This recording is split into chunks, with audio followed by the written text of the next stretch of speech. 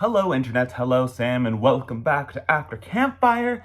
This is going to be a little bit of a weird one because I feel like I have to kind of ignore the questions that were asked, and that's fine. We're going to do our best, I guess. But yeah, welcome back. We are now in my room. I am continuing the trend of slowly going to all the rooms in the house, except I'm not using the bathroom. So we did living room and stuff yesterday, or last time, so now bedroom. Speaking of Henry's Diaries, How to Adult, was it during this chunk of time? I think it was. I got a new bed. My old bed was bad, and that sucked, and now I have a new bed, and it's so nice. And I also got a guest bed from downstairs, and for downstairs, so Sam, you can visit. You can sleep on a bed. Okay. But yeah, that as far as Henry's Diary of How to Adult, that, and as far as work goes, I was stuck on the stupidest problem for weeks, and I knew it was one of those situations where if the subject matter expert just spent a good time focusing on what I was stuck on, he could solve it in a minute. And that happened this week. So it's stupid because I was stuck on this thing for over a week, but I'm done with it. Yay! And now I have to actually do hard things. So next week and onward is going to be tough.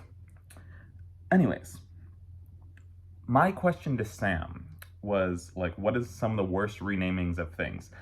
And then he proceeded to name every company that has had a major rename ever. So that kind of ruined my opportunity to talk about any of them. But he also brought up the point that that's a weird and difficult question because it hasn't actually happened that much in that much of a public way.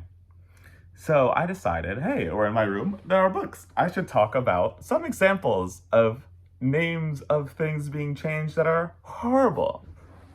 First, we're going to start minor. We're going to start with Harry Potter and the Sorcerer's Stone.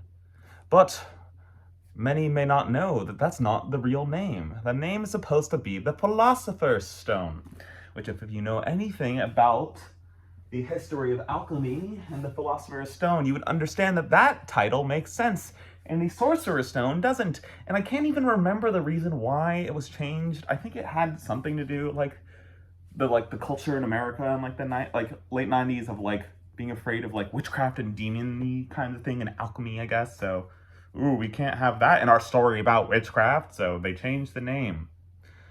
It may have also been kind of a copyright-ish kind of issue again, which is going to have something to do with our next example. I don't even remember. I just know it's irritating because, as someone who's a deep fan of Full Metal Alchemist, speaking of which, I'm collecting the fancy new hardcover version of Full Metal Alchemist. I'm missing a few. But it's so pretty.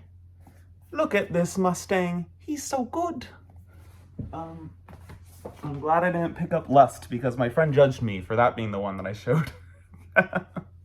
Anyways, the next one. This one makes me so angry because it still has impact today. Introducing Roronoa Zolo. His name is Zoro, not Zolo. And the manga for One Piece started being translated in the days before anime and stuff were big. And because of that, they were afraid of the copyright implications of having a character named Zoro the Swordsman. So they changed it. And even though the same company or whatever is not in charge of the dub anymore, or it was the 4Kids dub did Zolo and then the manga did Zolo or something like that. But even though the same group isn't translating the One Piece manga anymore, they have decided to continue that trend. For the rest of the manga, I only recently got the 4th box set. 4 box sets of One Piece manga, 80 volumes. And it is very frustrating that one of the main characters' name is wrong. Why? It's incredibly irritating. And one last one, which I'm not going to go into details because it would be kind of spoilery, is Attack on Titan, otherwise known in Japan as Shingeki no Kyojin. So, Kyojin is monster, giant. No is of, I think. So then Shingeki is attack, right? So it's Attack of Titan? This is Attack on Titan. Well, it's kind of weird. I don't remember the details of the story right now because I just got out of the shower. I didn't want to prepare anything, but This story, the name of this story, which would have sounded terrible in English, should have been Advance of the Titans. Because the Titans are advancing on the walls. They are invading us. Attack on Titan, they are attacking us. That is why it should be called Attack of the Titans, or Advance of the Titans. And the anime episode that came out today brought extra note to why that name is so important. So, like, one of my favorite moments in many series is the moment where they finally get to say the name of the book in the book, or like the name of the story in the story. And some series like One Piece say it in chapter 1, but some series like Attack on Titan say it in the finale of season 3. Don't remember exactly what chapter that is. It's like chapter 88 or something like that. And when you understand the implication of what that actually means, and I'm not going to go over it because spoilers, it's mind-blowing.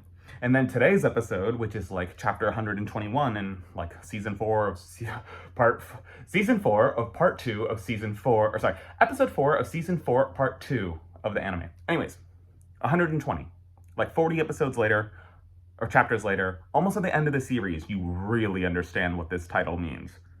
And it's unfortunate that the English title doesn't actually make it make sense. Like, if you had the correct title, like Advance of the Titans, or like The Advancing Titans is what it really should have been. The Advancing Titans. And it's one of those weird colloquialisms in Japanese where like you can say one thing that means multiple things. Again, I'm just trying not to go into spoilers, but like, it's mind-blowing when you understand what a big deal is it. So like, One Piece is a similar thing with this island called Raftel, and like Raftel, like the island where supposedly the One Piece is, that's not its real name. We learn what its real name is 900 whatever chapters into the series, 970, and it's such a big, mind-blowing thing because it's one of those things that only works in Japanese and English because like the name of the island in this, like all the writing in One Piece is in English except for like Wano, which is the Japanese equivalent in One Piece. So when they ever said Raftel, it was always written in Japanese, so like you don't actually know how to spell it, but at like that point in the manga that I just mentioned, they finally spell it in its English words, and it's English words. Raftel just was a way to sound it out, and it's absolutely mind-blowing. So yeah, I had an idea for what I was going to talk to about Sam's question, which was like, so I asked about like terrible naming changes, and then he asked about terrible logo changes.